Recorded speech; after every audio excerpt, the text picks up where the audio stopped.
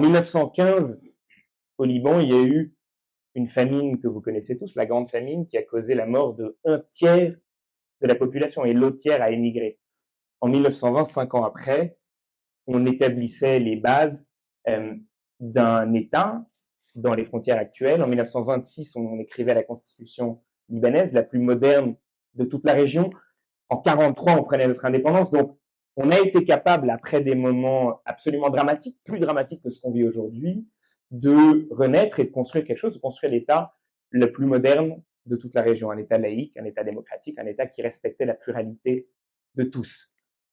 Aujourd'hui, au Liban, c'est sûr que la situation est très difficile. Le Liban n'est pas mort, le Liban ne va pas disparaître, le Liban n'a pas disparu. Il y a énormément de gens qui se battent au Liban, au quotidien, dans tous les domaines.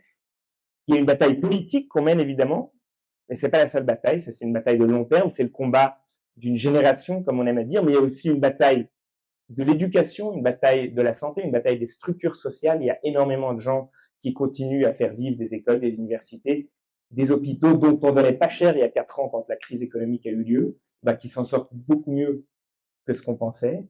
Il y a la bataille de la création d'emplois. Il y a énormément de gens qui montent des entreprises, qui montent des boîtes au Liban, qui créent de l'emploi productif, qui exportent. Évidemment, on peut aussi se dire que c'est peut-être une bulle, que c'est juste des gens qui vivent déconnectés de la réalité.